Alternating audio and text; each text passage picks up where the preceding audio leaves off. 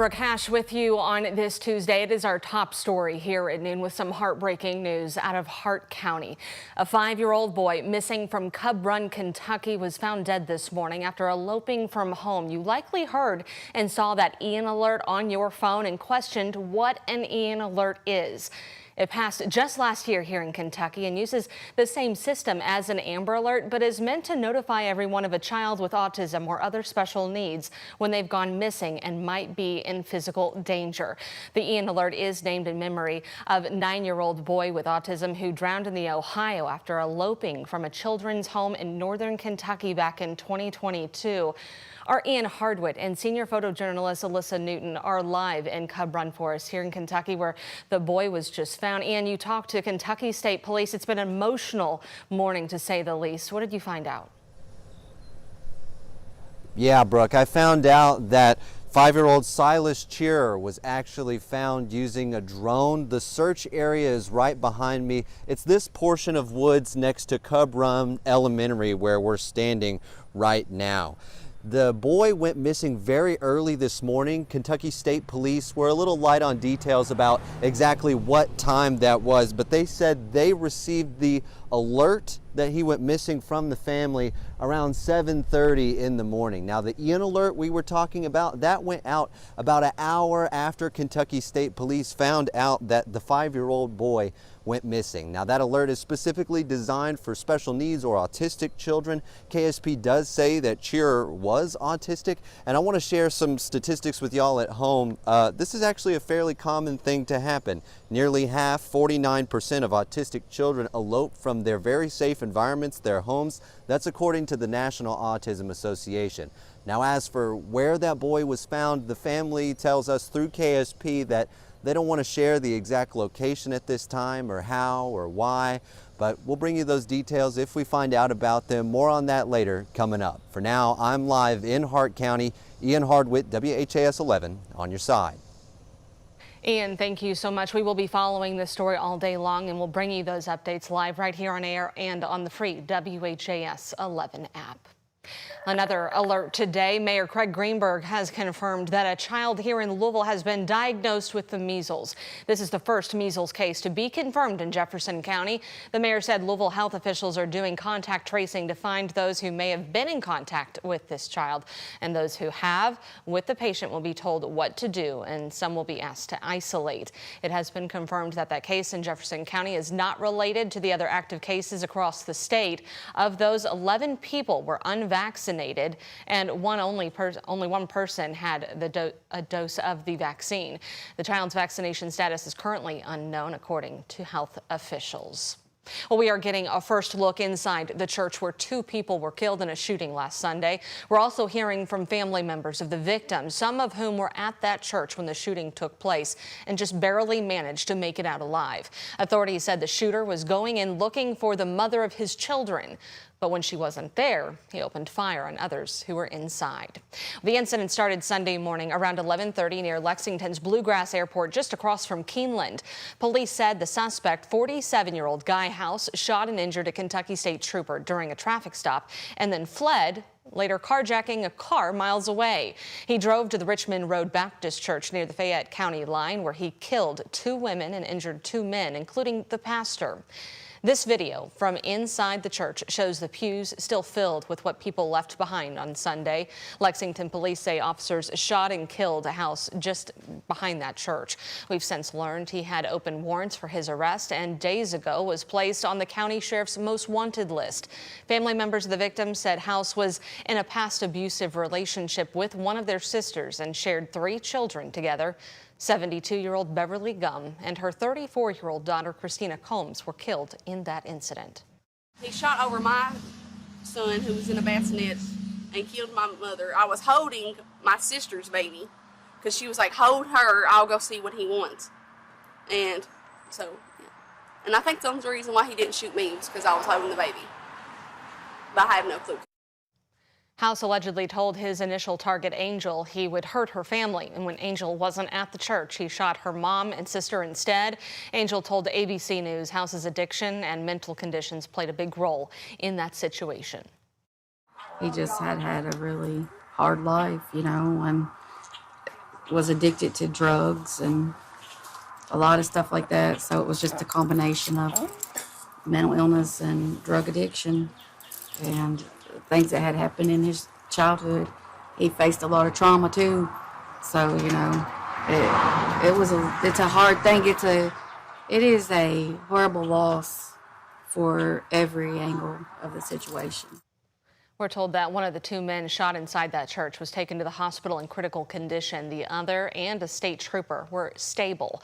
So far, there have been no updates on how they're doing. New here at noon, Louisville Mayor Craig Greenberg is correcting what he calls inaccurate information reported at the fairgrounds over the weekend after a false active shooter call. Yesterday, LMPD told us they believe a ceiling tile fell from inside the Kentucky Expo Center Sunday while the Run for Roses youth basketball tournament was going on. Police said that tile hit a chair, making a loud noise and caused all the panic. But today at his weekly news briefing, Craig Greenberg told reporters that's not what happened. There was no tile that fell from the ceiling. That was not accurate information, and so the chief is aware. I'm not quite sure why that information was put out as a fact, but that did not happen. That happened at another basketball tournament years ago that the tournament organizers were talking about when they had experienced a similar situation before. So I'm not sure why that happened. I'm sorry that happened. LMPD had also told us someone inside the Expo Center pulled the fire alarm and that there was evidence to that, but the mayor today said it was a malfunction of the building's smoke detector system that caused a loud alarm to go off. He believes that's when people yelled shots fired. The mayor said police received 72 calls in just a matter of minutes and reiterated that no shots were fired. No one was hurt in that incident. But of course, while officers responded on scene with their long guns, authorities quickly determined the report of an active aggressor was not true. But for a number of kids there, including sixth grader and basketball player Phoebe Welch, the fear and the trauma for her team and her family is as real as it gets. I was praying and I was hoping that my mom was okay, and I was just running as fast as my legs could take me.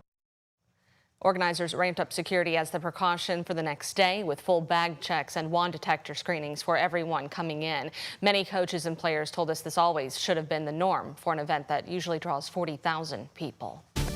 A lot of news to get to today. Fortunately, a little bit more of quieter weather in that department for you, Matt Breland. That's right, Keep it that way. Yeah, if anything, the weather is at least cooperating with us today. We do have a few of these passing clouds still sticking around for the afternoon time. You can expect those still to be lingering, especially as we head later into the afternoon. I'm expecting those clouds to thicken up a bit. We've got temperatures warming up into the mid-80s so far this afternoon across Louisville, with temperatures winds out of the southeast at 5 miles per hour. The rest of us seeing those temperatures in the mid to upper 80s, 87 near Shepherdsville, upper 70s near Hardinsburg, 82 Bedford, and a bit cooler for you folks near Mumfordville, 78 degrees. That's because we're seeing a few of these spotty showers arriving for you folks just towards the southern parts of Kentuckiana. But we're also tracking a few more of these making their way closer into the Louisville metro. Just a few of these very small, brief, concentrated downpours that are continuing to pass through portions of Kentuckiana. We're seeing a few of these developing just into portions of southern Indiana as well, closer towards the south of Jasper and English. We're going to continue to stay in this scattered shower pattern for the remainder of our afternoon. We're also watching this complex of storms make its way out of southern Missouri. That's going to head our direction as we head into Wednesday morning, and that's going to lead to some extra chances for some showers to start off our day tomorrow. So these lingering clouds will still be present with us later into the afternoon. A few isolated showers still possible, but notice as we go into Wednesday morning, we're going to see some rounds of slightly heavier rain showers just into those first few hours of the morning time. Some rumbles of thunder likely with this, and then it'll begin to make its way farther to the east. Temperatures in the upper 80s for this afternoon. We'll have more weather details coming up in just a few short minutes. Brooke? Matt, thank you. 3 separate shootings in the last 24 hours have now injured 3 children and killed a man. The first this morning happened in the Shawnee neighborhood around 4:30. LMPD responded to 38th and Broadway near the Shawnee Library, where they found a man dead from a gunshot wound. At the same time, police had responded to a 13-year-old shot in the leg on South 39th Street near the Shawnee Community Center. It's believed those two were connected. Then by 6 a.m., police were on yet another call for a shooting, this time of a 16-year-old boy on Duncan Street in the Portland neighborhood.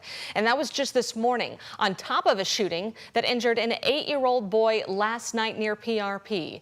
The 3 children are all expected to survive, but we have not heard of any suspects in their cases. So if you have information that could help police, you're encouraged to call the anonymous tip line at 574-LMPD. Meanwhile, Mayor Craig Greenberg today reaffirmed Metro government's commitment to fighting this gun violence in Louisville and implored your parents to take steps to keep your kids safe. Any act of gun violence is one too many, and that's why, notwithstanding this progress that I'm proud of, we continue to double and triple and quadruple down on what's working and look for new ways to do even more. And we will continue to do that. And so I just want to encourage parents, know where your children are. If you have 13 and 16-year-old kids of any ages, and it's the middle of the night, hopefully they're at home in bed, but know where they are and what they're doing. Mayor Greenberg also pushed ongoing programs here in Louisville, such as the Cultural Pass and summer programs at Metro libraries to keep kids safe and off the streets. Today, City Council members gathered to distribute free and portable air conditioning units to low-income residents in the Metro. The giveaway was inspired by a tragedy in 2021 where a young man died after falling asleep in his car in a locked garage. He'd been seeking relief from the heat in his home after the air conditioning stopped working for months and the landlord wouldn't repair it. District 21 Council member Betsy Rue said the incident inspired her to seek ways to help keep renters cool no matter their living situation as our temperatures continue to rise in the Ohio Valley. If a landlord installs air conditioning, they are required to maintain it, but there's no requirement that they install it. And that's governed at the state level. Here in Jefferson County, we cannot require installation of air conditioning. So what can we do? Well, I thought my office can certainly provide portable air conditioning units that renters can keep regardless of where they live. This was the second AC unit giveaway after 15 were given away last year. Councilmember Rue said the giveaways will continue until AC installation is required by law. Applicants for a unit must apply by phone through the Office for Social Services. Applications will be reviewed on a first-come, first-served basis, and if approved, residents can pick up their unit on Monday, July 21st or Friday, July 25th.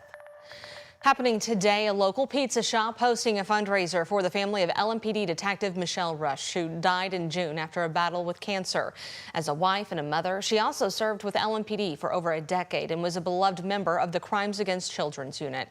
Louisville and Southern Indiana locations of Beer Nose Pizza will be donating 20% of all dine-in, carry-out, and delivery sales from today directly to her family. And right now, Oldham County is honoring LMPD officer Nick Wilt, who was shot in the head while responding to that Old National Bank mass shooting in 2023. Wilt is the Grand Marshal of this year's Oldham County Day Parade. And this afternoon, the county is holding a special luncheon to celebrate. It's happening right now, goes until 1 o'clock at the John Black Community Center.